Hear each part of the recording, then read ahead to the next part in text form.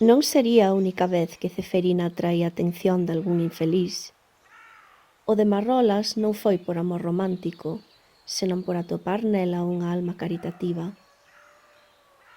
Aparecera pola parroquia do Pindo nos anos 60. Era un home vadío, sen unha finalidade na vida máis aló de mendigar dun lado a outro. Con Ceferina non tivera que suplicar, pois aquela mañá, cando ela viu a cara descoñecida observando desde o cancelo como ela lle daba de comer as polas despois de recoller 4 oviños, preguntoulle: «Quen és? Que se che ofrece?» Non respondeu, pero no canto de asustarse ao ver un extraño con ese aspecto descoidado e mirada perdida, o que sentiu foi lástima. «Tes fame? Queres que che prepare estes oviños fresquiños do galiñeiro?» O vagabundo asentiu, e ela fíxolle un xesto para que a seguise ao interior da casa. Indicoulle que se sentase á mesa, preparoulle eses 4 ovos na tixola e púxolle o prato diante, acompañado dun bo anaco de broa. O descoñecido enguliu a comida que tiña diante con ansia, case con furia, e ela non puido máis que preguntarlle: «Queres un pouco de leitiño tamén?» «Sí», dixo el. Quentoulle leite no fervedor e púxolle unha cunca de sopas de pan con leite. «Prefieres mel ou azúcar?» «Sucre», dixo el. A partir de aí, esa sería a comida que pediría sempre. Tanto lle gustaba e tan distorsionado tiña o seu propio sentido do apetito que ao baleirar a cunca que tiña diante pedía unha e outra vez: «Máis pan, máis pan, máis leite, máis sucre. Xa comestes 4 tazas, meu fillo, e eso por riba dos ovos», dicíalle Ceferina, sabendo que xa non lle quedaba leite que darlle. «Tela solitaria, heiche de ter que poñer agua porque xa non me queda máis leite». E así o facía. Enchíalle unha vez máis a cunca con pan e auga esta vez, e zucre, moito zucre, e el nin parecía decatarse do cambio. Preguntáralle o seu nome e el respondera: «Marrolas». Marrolas o do Ézaro que marchou para o monte do Pindo na guerra e non volviu a aparecer? Non contestaba senón cun máis pan, máis leite, máis sucre.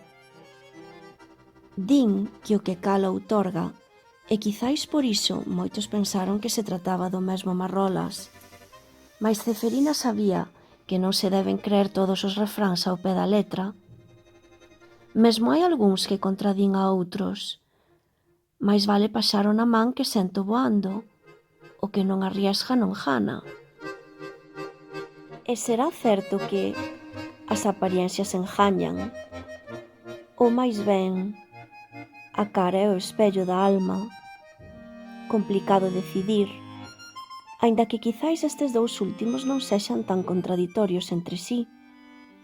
Cando Ceferina viu por primeira vez a Marrolas ao outro lado do cancelo, pensou que o seu aspecto descoidado enganaría moita xente, levando a crer que sería un home perigoso. Pero ao mesmo tempo a súa cara, e sobre todo a súa mirada, perdida e inocente, triste e abandonada, eran, sen dúbida, o espello da súa alma.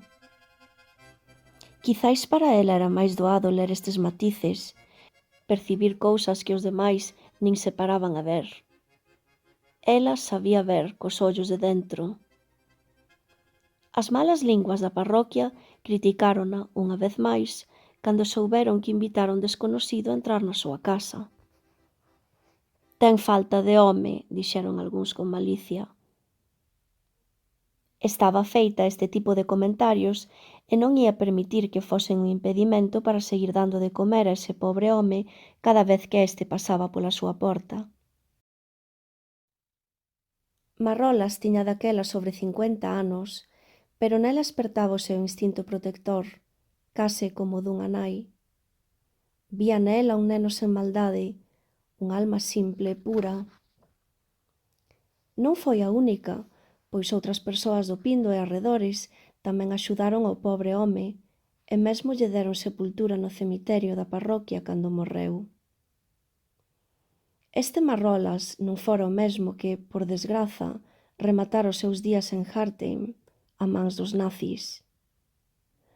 Pode ser que, ademais do nome, Manuel, de alcume Marrolas, os dous homes tiveran en común outras cousas, como que quizáis compartiran experiencias xuntos durante a guerra, ou que a saúde mental de ambos se vise afectada por tanto sufrimento. Pero tristemente para a familia do que morreu máis novo, o outro non era o familiar desaparecido polo que eles tanto choraran. Polo seu homónimo quizáis non houbo tanto sufrimento, pero os que o coñeceron tampouco o esquecerían.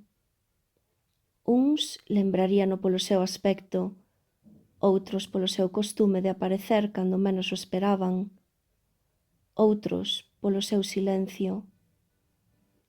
Ceferina lembraría del, sobre todo, a súa voz, triste, igual que a súa mirada, pedindo algo tan simple como o pan, o leite e un pouco de sucre co que edulcorar, quizáis, unha vida marcada por aqueles días amargos do pasado.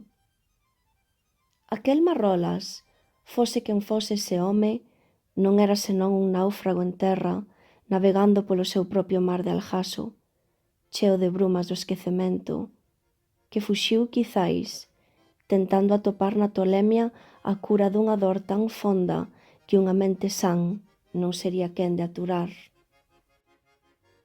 Era un de tantos homes e mulleres vítimas dunha morte en vida, na que o asasino chumbo das balas foi sustituído polo frío ferro da escura memoria. Para esa friaxe da alma, a cura non foi outra que volverse rocha e illa, pois unha rocha non sinte dor e unha illa nunca chora. Un exército de pacíficos combatientes, fuxidos primeiro aos montes e ocultos logo nas cordilleiras da súa propia alma, nas furnas do seu corazón, tentando liberar a súa memoria de tanta dor, de tantas mortes e sufrimento. Voces que nin tapando os oídos podían evitar escoitar, pois estaban xa gravadas nas bandas sonoras das súas vidas, e para ter en paz atoparon na tolemia o esquecemento. Ocultos nas estancias das súas almas, a salvo nos arcóns do seu corazón, invisibles para o mundo e estranos de si mesmos. A guerra, a máis grande das tolemias, deixa moitos mortos, uns soterrados nos campos de batalla, outros camiñando pola vida como almas en pena, lumes que non dan calor, verbas sen son, auga que non quita a sede, e fame que non pode ser satisfeita, nin con todo o pan, leite e zucre do mundo.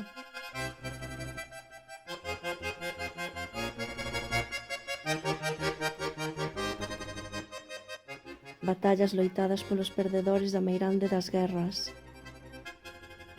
O combate entre estar cordo nun mundo de tolos ou virar tolo para ser parte da marea. Percorrer paso a paso un longo camiño de fuxida cara a Ningures, pois non hai fogar nin morada, non hai pai nin nai, cando un é árbore sen raíces e é para o mundo unha pátrida, cando un é de todos e non é de ninguén, cando un xa non é un, pois ese un xa non é nada.